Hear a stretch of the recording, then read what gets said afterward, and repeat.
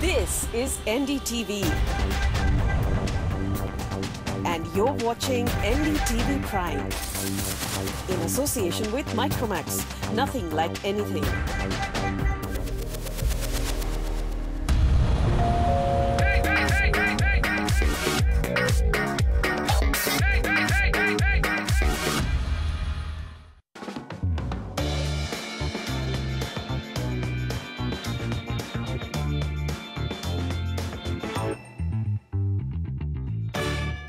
नमस्कार। स्वतंत्रता दिवस पर आप सबको बहुत बहुत शुभकामनाएं। आज प्रॉपर्टी इंडिया पर भी स्वतंत्रता दिवस का रंग चढ़ा हुआ है। आज हम आपके लिए सिर्फ प्रॉपर्टी बाजार में निवेश की सलाह ही नहीं लेकर आए हैं। आज हम पूछना चाहते हैं कि आज़ादी के 68 साल बाद आखिर क्या हाल है आपके देश का, आपके शहर, आपकी कॉलोनियों का। तो चलिए सबसे पहले एक नजर डालते हैं कि आज क्या क्या है खास। शहरी विकास मंत्रालय ने कराया 476 शहरों का स्वच्छता आंकलन। मैसूरू सबसे साफ शहर, दामोह सबसे गंदा। सफाई के मामले में एनडीएमसी के वीआईपी इलाके 16वें नंबर पर, लेकिन बाकी दिल्ली 398वें नंबर पर। रिहायश निवेश के लिए शहर के कौन से इलाके हैं सबसे बेहतर, पाइए अपने सवालों के जवाब। और लेंगे गुड़गांव के पड़ोसी कस्बे सोहना के रियल एस्टेट बाजार का जायजा।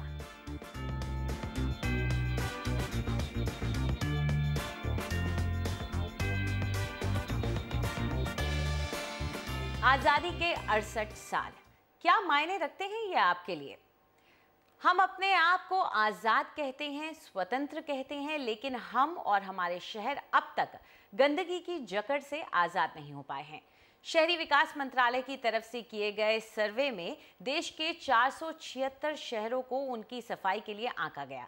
स्वच्छ भारत अभियान के तहत कराए गए इस सर्वे में हमारे देश की राजधानी दिल्ली की रैंकिंग मायूस करने वाली है। जहां एनडीएमसी के वीआईपी इलाके की साफ सफाई 16वें नंबर पर है, वहीं बाकी के शहर को साफ रखने के लिए जिम्मेदार एमसीडी पूरी तरह विफल साबित हुई है।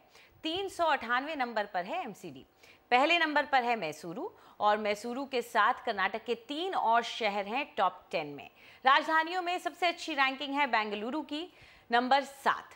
शहरों को ये रैंकिंग कुछ खास पैमानों को नज़र में रखते हुए दी गई है, जैसे शहरों में खुले में शौच और कचरा प्रबंधन की कैसी हालत है। तो इन सारे मुद्दों पर ज़्यादा जानकारी के लिए हमारे साथ मौजूद हैं 2 खास मेहमान। हमारे साथ हैं उमेश सहगल, जो कि फॉर्मर चीफ सेक्रेटरी हैं दिल्ली सरकार के, और सुभाष आर्य हैं, जो कि मेयर हैं साउथ कॉरपोरेशन के। आप दोनों का बहुत बहुत शुक्रिया हमारे साथ जुड़ने के लिए। तो शुरुआत सुभाष जी आपके साथ करना चाहेंगे, क्योंकि हम सीधा आरोप सबसे पहले एमसीडी पर ही लगा रहे हैं। 398 नंबर, मतलब इस नंबर पर आना देश की राजधानी के लिए थोड़ा शर्मनाक सा नहीं है? अभी कुछ साल पहले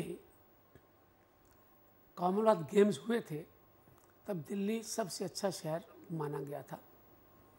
इतने जांच भी तब भी हमने नहीं कराई थी, तब भी इंडिपेंडेंट एजेंसी ने कराई थी। इस बार भी जो किया गया है उसमें सबसे अधिक नंबर हमें कम मिले हैं, तो वो खुले में शौच आदि जाने के हैं। ये विभाग स्लम से विभाग संबंधित है, जहाँ झुग्गी झोपड़ियाँ, रिसेटमेंट कॉलोनीज, अन्य कॉलोनीज, ये सारे विभाग दिल्ली सरकार के पास है, निगम के पास इनमें से कोई विभाग नहीं है। और सीवर डिपार्टमेंट भी जो जल बोर्ड के अधीन आता है, वह भी सरकार के पास है। इसलिए लगभग 66% हमारे, तो इस जांच का हिस्सा सरकार के पास आता है। लेकिन क्योंकि पूरे भारत में बाकी सर्विसेज जो हैं, जो मैं बता रहा हूँ, ये सभी निगमों के पास हैं। केवल दिल्ली नगर निगम ऐसी है जिसके पास ये सर्विसेज नहीं है। इसलिए बाकी का पैमाना जो लिया गया, उस कारण दिल्ली के लोगों को एमसीडी का नाम सामने लाए।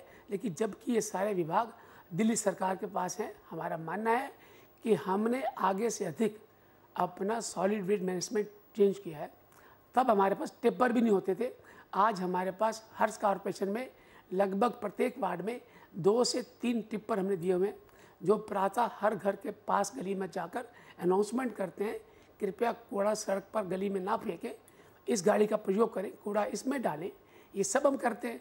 कूड़ा जो सड़कों पर इकट्ठा होता है, लगभग उसमें से हम दिने तो 7000 मीट्रिक टन कूड़ा रोज़ का तीनों कॉर्पोरेशन उठाती हैं। चलिए आप कह रहे हैं कि कूड़ा जो प्रबंधन है वो आप लोगों का चाक चौबंद है, जो प्रॉब्लम आ रही है वो सारे डिपार्टमेंट जो हैं वो दिल्ली सरकार के पास हैं। उमेश जी, आपसे जानना चाहेंगे कि कूड़ा प्रबंधन का तो हमने हाल कुछ दिन पहले देखा था जब दिल्ली की सड़कों पर कूड़ा फैल गया था, तो क्या आप सुभाष जी से जो कह रहे हो उस बात को आप मानते हैं? नहीं, मेरा अपना ख्याल है कि दिल्ली की समस्या ये है कि सारी एजेंसीज अपना ब्लेम दूसरी एजेंसी पर डालती हैं। अब सब कुछ हद तक ठीक है, कुछ हद तक गलत है। कोऑर्डिनेशन का काम दिल्ली गवर्नमेंट का है, इसमें कोई डाउट नहीं है। दिल्ली गवर्नमेंट के पास पावर्स भी हैं, उनके पास एक दिल्ली, जैसे जब 3 कॉरपोरेशंस बनी थी तो एक और पोस्ट क्रिएट की गई थी जिसका कि काम था कि तीनों कमिश्नर्स की एक्टिविटीज़ को कोऑर्डिनेट करो। एस्टिमेट ये किया जाता है कि 2 से 3 हज़ार टन कूड़ा रोज़ उठता ही नहीं, पड़ा रहता है, या ढलाउज में पड़ा रहता है या सड़कों में पड़ा रहता है। क्या होता है उस कूड़े का? अब ये देखिए ना, उसको स्प्रेड करता है, गंदगी फैलती है। अब उसको एक तरफ से तो एमसीडी की रिस्पॉन्सिबिलिटी है, स्टैट्यूटरी रिस्पॉन्सिबिलिटी उनकी है, दूसरी तरफ से फैसिलिटेटिंग ऑर्गेनाइजेशन जो हैं, डीडीए है या दिल्ली गवर्नमेंट है, उनको फैसिलिटेट करना चाहिए।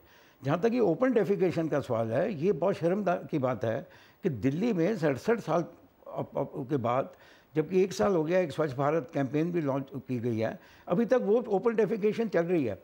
और ये जितने नाले हैं, जो आपकी जमुना की प्रॉब्लम है, काफ़ी हद तक आप इन दोनों प्रॉब्लम से जोड़ सकते हैं उसको। ये जो कूड़ा है सीधा जमुना में जा रहा है, और बहुत सारी ओपन डेफिकेशन जो है ये नालों के किनारों में हो रही है। हालांकि सुप्रीम कोर्ट ने ऑर्डर्स भी दिए हुए हैं कि हटाइए वहाँ से पॉपुलेशन को, मगर पुरानी हटती है, नई आ जाती है। और मेरा अपना एस्टिमेट है कि कम से कम 15 से 20 लाख लोग अभी भी दिल्ली में ऐसे हैं जो ओपन डेफिकेशन कर रहे हैं। अब उसको टैकल करना, मेरा ख्याल है एक नेशनल इमरजेंसी डिक्लेयर कर देनी चाहिए गवर्नमेंट ऑफ इंडिया को। ये ना भूल जाएं कि किसकी रिस्पॉन्सिबिलिटी है, किसकी नहीं है। जिसकी भी है, इस प्रॉब्लम को नेशनल लेवल पे अगर टैकल नहीं करेंगे तो कोई क्लेम नहीं कर सकता कि ये नेशनल कैपिटल है, ये वर्ल्ड क्लास सिटी बन जाएगी या ये बन जाएगा। तो ये 2 प्रॉब्लम्स ऐसी हैं जिसके लिए जितना भी खर्चा अगर भारत सरकार और दिल्ली सरकार और एमसीडी कर सकें वो कम है। अब एमसीडी के पास तो खैर ज़्यादा रिसोर्सेज हैं नहीं, जितनी हैं इनकी वो बेसिक फंक्शंस में, झाड़ू लगाने में या इन चीज़ों में या सैलरीज देने में निकल जाती हैं। बाहर पैसा तो अब बाहर से ही आएगा, और बाहर means what? Central government. Delhi government के पास है पैसा, सेंट्रल गवर्नमेंट के पास है। हमेशा दिल्ली गवर्नमेंट का बजट सरप्लस रहा है, मगर अब ठीक है, यहाँ नई गवर्नमेंट आई है, वो अपनी एजुकेशन और हेल्थ पे ज़्यादा खर्चा करना चाहती है, तो उनके पास भी सरप्लस नहीं है। तो ये गवर्नमेंट ऑफ इंडिया से पैसा आना चाहिए, और गवर्नमेंट ऑफ इंडिया के लिए 3-4 हज़ार करोड़ रुपया हर साल सिर्फ इस पर्पज़ के लिए एयरमार्क कर देना, 5 साल का प्लान बना के। इतने हमारे प्राइम मिनिस्टर ने प्लान्स बनाए हैं, ये भी एक प्लान बना दिया जाए कि हम इतने साल के अंदर दिल्ली को स्वच्छ कर देंगे। और इसमें पॉलिटिक्स से हट के इसमें एक्शन होना चाहिए। ये नहीं है कि यहाँ ये पार्टी है, यहाँ ये पार्टी है, या अगली में ये आएगी, पीछे में ये थी। इससे हट के अगर एक्शन होगा तो आपका कैपिटल, कम से कम इंडिया का कैपिटल लगेगा। वर्ल्ड कैपिटल तो खैर लगने में भी और इसको बहुत ज़्यादा वक्त लगता है। जी बिल्कुल। सुभाष जी, आपकी ही सरकार है केंद्र में भी, और कहीं ना कहीं क्या ये एक नाक की बात भी होनी ही चाहिए कि हमारा देश है, हमारी राजधानी है, कोई आता है, देखता है। जो उमेश साहब भी कह रहे हैं कि ओपन डेफिकेशन यानी खुले में शौच इस सदी में, इस साल में भी हमारे देश में हो रहा है, तो किस लहजे से हम अपने आप को कह सकते हैं कि हम एक बड़ा शहर हैं? तो आप लोग क्या कुछ बातचीत नहीं हो सकती? अपनी ही सरकार है, उनके साथ कोई तालमेल नहीं बिठाया जा सकता क्या? दिल्ली सरकार के पास आज से 15 दिन पहले से जिसकी चर्चा माननीय उमेश जी ने की है कि DLB, डायरेक्टर लोकल बॉडीज़, उसके पास के द्वारा मैंने मुख्यमंत्री से समय मांगा कि मैं कुछ समस्याओं पर चर्चा करना चाहता हूँ। आज 15 दिन हो गए, मुझे मिलने का समय नहीं दिया गया। इससे जाहिर होता है कि हम आपस में सामंजस्य, संवाद नहीं रखेंगे तो हम दिल्ली का विकास कैसे कर सकते हैं, समस्या कैसे सुलझा सकते हैं। जहाँ तक बजट देने की चर्चा है तो साउथ दिल्ली किसी भी बजट पर जाकर दिल्ली को साफ रखने के लिए कटिबद्ध है, लेकिन जो इलाके नॉन प्रॉपर्टी हमारे पास नहीं है, अब दिल्ली के अंदर जितने जोगी क्लस्टर्स हैं उसकी देखरेख श्रम विभाग करता है, जिसे अब नया नाम दिया है ड्यूसिम। और ड्यूसिम है दिल्ली सरकार के अंतर्गत। अंजलि जब आप थी कॉर्पोरेशन कवर करती थी तो ये विभाग हमारे पास था, हम इसे कवर करते थे। आज उसका कोई बजट, कोई एम्प्लॉइज़, कोई कुछ ना हमारे पास आता ना देखने को मिलता है। इसीलिए बहुत बड़ी संख्या है, वो संख्या 15-20 लाख कह रहे हैं, लेकिन संख्या उससे कहीं अधिक है। चूँकि क्लस्टर्स, अंदर कॉलोनीज, रीसेटलमेंट कॉलोनीज, इन सब के बीच ओपन डेफिकेशन जो होती है ये शहर को गंदा करती है, मक्खियाँ बीमारी को आमंत्रित करती हैं, ये बिल्कुल बंद होनी चाहिए। हमने इसके लिए बहुत कोशिश की है कि हम उन नालों को रोज़ सफाई कराना, उसके ऊपर से ठीक कराना, लेकिन फिर भी दिन जो छोटे बच्चे, महिलाएं, छोटे बच्चे ये जब सुबह करती है तो हमें भी मुंह मोड़ना पड़ता है, तो अच्छा लगता नहीं है कई बार। लेकिन हमारा मानना है कि दिल्ली सरकार के साथ और केंद्र तीनों मिलकर जब तक इस समस्या का निदान नहीं निकालेंगे, दिल्ली की कॉरपोरेशन, दिल्ली नगर निगम केवल अपने आप में ये पूरी समस्या तब तक सुलझाएगा नहीं जब तक इसके पास अधिकार क्षेत्र और फाइनेंस दोनों नहीं होंगे, तब तक कोई भी इसे कर नहीं पाएगा। उमेश जी, हमने देखा है कि अगर कोशिश भी की जाती है किसी अच्छी स्कीम को लाने की तो पता नहीं क्यों वो चल ही नहीं पाती है। हमने पहले देखा था जब वेस्ट सेग्रीगेशन की भी कोशिश की गई कि चलिए आप अपना कचरा अलग कीजिए, जो रिसाइकल होगा, जो नहीं होगा, घर का किचन का कचरा है, लेकिन दिल्ली में वो चल ही नहीं पाया। कुछ लोगों की भी मानसिकता ऐसी हो गई है कि हम 2 पैकेट लेके आएंगे, अब 2 अलग करेंगे, ये करना ही नहीं चाहते। क्या आपको लगता है कि दिल्ली वासियों को भी अब इसमें बढ़ चढ़ करके आगे आना होगा? बिल्कुल, सबसे ज़्यादा सफ़रर्स दिल्ली के वासी हैं। यहाँ की गवर्नमेंट नहीं कोई सफ़र कर रही, ना एमसीडी के ऑफिसर सफ़र कर रहे हैं, वो तो एनडीएमसी इलाके में रहते हैं। हाँ, वो तो वहाँ रहते हैं। तो दिल्ली की पब्लिक सफ़र कर रही है। दिल्ली की पब्लिक को आगे आना चाहिए। काफ़ी organisations, non political organisations create की गई हैं, RWAs हैं, कोऑपरेटिव सोसाइटीज़ हैं, NGOs हैं। दिल्ली बहुत फॉर्चुनेट है कि इस टाइप की बहुत सारी एजेंसीज़ हैं यहाँ। और एक दिल्ली के नागरिक देखिए 3 कैटेगरी के हैं। दिल्ली के नागरिक वो हैं जो पक्के मकानों में रहते हैं और काफ़ी देर से यहाँ रह रहे हैं। दिल्ली के नागरिक ऐसे भी हैं जो बेचारे अनऑथराइज्ड कॉलोनीज और झुग्गी झोंपड़ी में रह रहे हैं। दिल्ली के नागरिक ऐसे भी हैं जो कि पिछले 1-2 सालों में आए, 8-10 लाख 5 लाख आदमी हर साल आ जाता है दिल्ली में, जिनके पास कोई भी रहने की जगह नहीं है, बिल्कुल ओपन में पड़े हैं या अपने रिश्तेदारों के साथ छोटा सा एक कोना लेके पड़े हुए हैं। तो ये 3 कैटेगरीज में जो फर्स्ट कैटेगरी है, सबसे ज़्यादा इनकी रिस्पॉन्सिबिलिटी है जो कि इसमें बैठे हुए हैं। इनको वॉलंटरीली एक तो फाइनेंशियल कंट्रीब्यूशन देनी चाहिए, और जो गवर्नमेंट की स्कीम्स हैं, और गवर्नमेंट को भी इनमें ट्रस्ट करना चाहिए।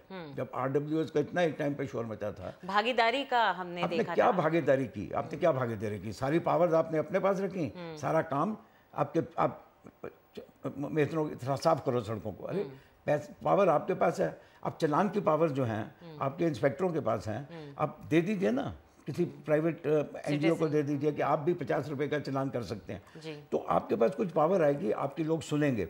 अब आपने एम्पावर तो किया नहीं है आपके अपनी एजेंसीज को, उनके ऊपर रिस्पॉन्सिबिलिटी फेंकने की कोशिश कर रहे हैं, तो कैसे आगे बढ़ेगा ऐसे? तो इतना भी मैं आपको कह रहा हूँ कि एक स्ट्रैटेजी बनानी पड़ेगी, नॉन पॉलिटिकल, अपॉलिटिकल स्ट्रैटेजी, जो कि पॉलिटिक्स से हटके उसके ऊपर है, और उस स्ट्रैटेजी के मुताबिक आपको आगे चलना पड़ेगा। और मैं मानता हूँ ये पॉलिटिकल कंट्री है, अब इसको नॉन पॉलिटिसाइज करना बहुत आसान नहीं है, हमारे लिए कहना आसान है, करना मुश्किल है, अगर फिर भी कोशिश की जा सकती है। और सारे अगर दिल्ली के चीफ सेक्रेटरी, चीफ मिनिस्टर हैं या होम मिनिस्टर हैं इंडिया के, या 3 मेयर्स हैं और बाकी भी इतनी पार्टीज़ हैं, सारी मिल के अगर ये फैसला कर लेते हैं, कम से कम सुभाष आर्या जी की जो साउथ दिल्ली है, साउथ दिल्ली से भी अगर आप स्टार्ट कर लें, साउथ दिल्ली को भी आप नई दिल्ली से हाफ एज गुड भी कर दें, तो मैं कहता हूँ ये बड़ी मेजर अचीवमेंट होगी अगले 5 साल में, अगर इसको टास्क लिया जाए और इस टास्क को आगे बढ़ाया जाए और उसको प्रॉपर्ली फंड किया जाए। ये नहीं आप कर सकते हैं कि एनपीजी अपनी रिसोर्सेज से पैसा निकाले, कहाँ से निकालेगी? पैसा देना बहुत जरूरी है, पैसे के बगैर कोई काम नहीं होगा। सुभाष जी, आप क्या मानते हैं इस मुद्दे पर? इसमें लगभग 2012 में हमने एक सफाई के लिए बिल बनाया, ताकि हम जो जुर्माने की पद्धति 58 में चली थी, तब केवल 5 रुपये, 10 रुपये, 50 रुपये जुर्माना था, आज वो हम बढ़ाकर चेंज कर सके। दिल्ली को साफ सुथरा रहने लिटरिंग बिल था उसका नाम, 2012 से सरकार में पड़ा दिल्ली के, अमेंडमेंट के लिए 2 बार आया, हमने उसको ठीक करके भेज दिया, अभी तक वह बिल को ऑन नहीं कर पा रहे, साइन नहीं कर पा रहे। सफाई के लिए सबसे बड़ा ज़रूरी है कि हमारे पास अधिकार क्षेत्र के अंदर हम लोगों को समझा सकें, शिक्षित करें। जैसे भी चर्चा की इन्होंने कि हम जब खोलना चाहते हैं नई SLF साइट्स, लैंडफिल साइट्स, तो हमें लोग खोले नहीं देते। हमारे पास 168 एकड़ ज़मीन DG ने दी थी नजफगढ़ के आगे जाकर 10 किलोमीटर, वहाँ पर हम बनाना चाहते थे, लेकिन वहाँ के लोगों ने मना कर दिया। वो लैंड हमारे पास पड़ी है, बट वहाँ पर हम साइट नहीं खोल सकते। वहाँ हमने नए प्रयोग करने शुरू कर दिए हैं कि आयुर्वेदिक अस्पताल खोलेंगे, आयुर्वेदिक बनाएंगे, क्रिकेट मैदान बनाएंगे या हॉकी मैदान बनाएंगे। लेकिन जो मेन चीज़ है कॉरपोरेशन की सफाई रखने के लिए कूड़ा का निपटान, वो हम नहीं कर पा रहे। हमें वहाँ ऐसी ज़मीन चाहिए जो हम पब्लिक इंटरफेयर नहीं करे, पब्लिक रोके नहीं। इसके लिए दिल्ली की जनता को जागरूक करने के लिए, एजुकेट करने के लिए आज ही मेरे कमरे में 5 ऑस्ट्रेलियन साउथ मिनिस्टर्स आए थे, 5। उनका ये कहना था कि हमने एडिलेड में अच्छा प्रयोग किया है, हमें सिखाने में 20 साल लगे हैं। अरे जी आप हमारे यहाँ आएँ, फिर हम दोबारा आपके आएंगे, एक एग्रीमेंट साइन करते हैं। हम एजुकेट करना चाहेंगे आपके लोगों को। हमने 20 साल में अपना क्षेत्र कैसे साफ किया है, आप भी उसमें लाए। तो हम आने वाले कुछ दिनों में ये एग्रीमेंट साइन करेंगे कि कुछ ऑस्ट्रेलिया एडिलेड के लोग, मिनिस्टर्स आकर, उनके एक्सपर्ट्स आकर दिल्ली के निवासियों को कैसे एजुकेट कर सकते हैं, कैसे सेग्रीगेट कर सकते हैं, कैसे हम प्लास्टिक बचा सकते हैं, ताकि कूड़ा जो है मैं 10% से अधिक साइड पर मत जाए। चलिए, ये सुनने में बड़ा अच्छा लग रहा है कि कोई ना कोई कदम उठाने की बात कही जा रही है। हालांकि एक चीज़ जो अटपटी होती है कि जहाँ पे भी दिल्ली वासियों क्या हिंदुस्तानियों को खुला मैदान मिलता है, वहाँ जाके कूड़ा ज़रूर फेंकाते हैं, लेकिन वहीं आसपास जब कूड़ा लैंडफिल बनाना होता है तो उसके लिए वही मना कर देते। तो ये चीज़ थोड़ी एक समझ में नहीं आती है हमारी मानसिकता की। लेकिन आप दोनों स्टूडियो में आए और इस चर्चा का हिस्सा बने, उसके लिए बहुत बहुत शुक्रिया आपका। तो उम्मीद तो यही करते हैं कि आगे भी हमारी जो सरकार है, दिल्ली की सरकार है, केंद्र की सरकार है, एमसीडी, ये तीनों आपस में कोई सामंजस्य बिठा पाएं, ताकि राजधानी जब कोई आए तो राजधानी लगे, कूड़े का ढेर ना लगे। तो चलिए अब आगे बढ़ते हैं। अब वक्त आ गया है आपके भेजे हुए सवालों के जवाब देने का, जिसके लिए हमारे साथ स्टूडियो में जुड़ रही हैं प्रॉप इक्विटी की हेड ऑफ ऑपरेशंस वैशाली पावा। वैशाली, स्वागत है आपका स्टूडियो में। Thank you. तो चलिए पहले कॉलर के साथ जुड़ जाते हैं। इप्सिता हमारे साथ इस वक्त फोन लाइन पर हैं। इप्सिता, पूछिए क्या सवाल है आपका। हेलो जी, मैं कलकत्ता से हूँ और मैं हेलो जी बोलिए। मैं एक प्रॉपर्टी खोज रही थी साउथ कलकत्ता में, प्रेफरेबली टैगोर पार्क या कौशबा एरिया में, और मेरा बजट से अराउंड से अगर 3 BHK हुआ तो 55 to 60 lakhs, और अगर 2 BHK हुआ तो मैक्सिमम 40-45 lakhs। तो अगर आप कुछ प्रॉपर्टी सजेस्ट कर सके, और इज इट मैंने मेरे बजट के हिसाब से इस एरिया में प्रॉपर्टी मिल सकती है या नहीं? बिल्कुल, ज़रूर बताएंगे। बल्कि इप्सिता ने हमको ये भी कहा था कि वो जो प्रॉपर्टी वो खरीद रही हैं उसकी सिक्योरिटी का नज़रिए से भी वो अच्छी होनी चाहिए, क्योंकि उनके पेरेंट्स भी हैं, उनके लिए लेना चाहती हैं। तो ये सब बातों को ध्यान में रखते हुए आप इनके लिए क्या लाएंगे? इप्सिता जी, सबसे पहले तो पिकनिक गार्डन और टैगोर पार्क जो आपने चुने हैं, ये थोड़े हाई एंड लोकेशंस हैं, काफ़ी well established affluent micro markets हैं। यहाँ के औसत दाम 5,000 से 5,200 रुपये पर स्क्वायर फुट पे हैं, जिसकी वजह से ये आपके बजट के बाहर जा रहे थे। इसीलिए हमें गारिया का क्षेत्र आपके लिए बेहतर लगा। ये एक ओल्ड सेटलमेंट है, काफ़ी सिक्योर सेटलमेंट है, काफ़ी अच्छे अपार्टमेंट कॉम्प्लेक्सेस यहाँ पे बनाए जा रहे हैं। रेल, मेट्रो और रोड नेटवर्क तीनों से काफ़ी स्ट्रॉन्ग कनेक्टिविटी है इस क्षेत्र की, और सोशल इंफ्रास्ट्रक्चर भी स्ट्रॉन्ग है जैसे आपको चाहिए था। आइए कुछ आंकड़े आपके साथ शेयर करें गारिया क्षेत्र के। कुल मिला के प्रोजेक्ट्स यहाँ पे 26 हैं। टोटल सप्लाई 2,940 यूनिट्स की है। उपलब्ध यूनिट 780 हैं और इन्वेंट्री ओवरहैंग 22 महीनों की चल रही है। मिड सेगमेंट के औसत दाम 3,650 रुपीज़ पर स्क्वायर फुट पे ट्रेड कर रहे हैं, और दामों में बढ़त पिछले 2.5 सालों में करीब 35% तक की देखी गई है, जिससे जो रिटर्न्स मिले हैं यहाँ के इन्वेस्टर्स को 14% तक के सालाना रिटर्न्स रहे हैं। अब आते हैं आपके प्रोजेक्ट्स पे जो हमने आपके लिए चुने हैं। सबसे पहला है ईडन ग्रुप का ईडन पवेलियन। 3,700 रुपीज़ पर स्क्वायर फुट पे आप डेवलपर से ले सकती हैं। 3 BHK की 1,020 स्क्वायर फुट की यूनिट आप चुन सकती हैं। इसी साल तैयार भी हो जाएगा ये प्रोजेक्ट। इसमें 5 ब्लॉक्स बनाए जा रहे हैं। ग्राउंड प्लस 4 स्टोरीज का स्ट्रक्चर है। लोकेशन इसकी खास अच्छी है, 1.5 किलोमीटर दूर है ये शहीद खुदीराम मेट्रो स्टेशन से, और प्रोजेक्ट कंस्ट्रक्शन काफ़ी एडवांस स्टेजेस तक पहुंच चुका है। दूसरी राय आपके लिए बालिया गारिया में गांगुली ग्रुप का 4 साइट मॉडल टाउन। 4,300 रुपीज़ पर स्क्वायर फुट पे आप इसे रीसेल से खरीद सकती हैं। 2 BHK की 1,000 स्क्वायर फुट की यूनिट आप ले सकती हैं। 2013 में ये तैयार हो जाएगा। इस प्रोजेक्ट में 8 ब्लॉक्स बनाए जा रहे हैं वेरिंग हाइट्स के, और प्रोजेक्ट तैयार है, फुल्ली ऑक्यूपाइड भी है, और शहीद खुदीराम मेट्रो से सिर्फ 1 किलोमीटर की दूरी पे है। उसके बावजूद इसमें आपको प्राइस एडवांटेज मिल रहा है। आपके लिए तीसरी रिकमेंडेशन है पैसिफिक ग्रुप की पैसिफिक पॉइंट प्रोजेक्ट। 3,380 रुपीज़ पर स्क्वायर फुट पे डेवलपर से ले सकती हैं। 3 BHK की 1159 स्क्वायर फुट की यूनिट आपके बजट के भीतर है। ये भी इसी साल रेडी हो जाएगा। लो राइज डेवलपमेंट है ये, जिसमें 2 ब्लॉक्स बनाए गए हैं। काफ़ी स्ट्रेटेजिक लोकेशन है, 2 किलोमीटर दूर है खुदीराम मेट्रो स्टेशन से। प्रोजेक्ट कंस्ट्रक्शन एडवांस स्टेजेस तक पहुंच चुका है और प्राइस एडवांटेज भी मिल रहा है आपको। तो चलिए एक नज़र डाल लेते हैं कि कौन कौन से ऑप्शंस दिए गए हैं आपको गरिया इलाके में। ईडन पवेलियन है ईडन ग्रुप का, साइट मॉडल टाउन है गांगुली ग्रुप की तरफ से, और पैसिफिक पॉइंट है पैसिफिक ग्रुप का। तो फिलहाल हम ले रहे हैं एक छोटा सा ब्रेक, लेकिन उसके बाद जैसा कि हम कर रहे थे आपकी प्रॉपर्टी खरीदने और बेचने की हम सारी उलझने सुलझाते लेंगे। लेकिन उससे पहले प्रॉपर्टी इंडिया की एक नई पेशकश, हमारा प्रॉपर्टी ट्रैकर, जो आपको जानकारी देगा नए लॉन्च और लेटेस्ट प्रॉपर्टी के बारे में। एक नज़र डालिए आज की प्रॉपर्टी।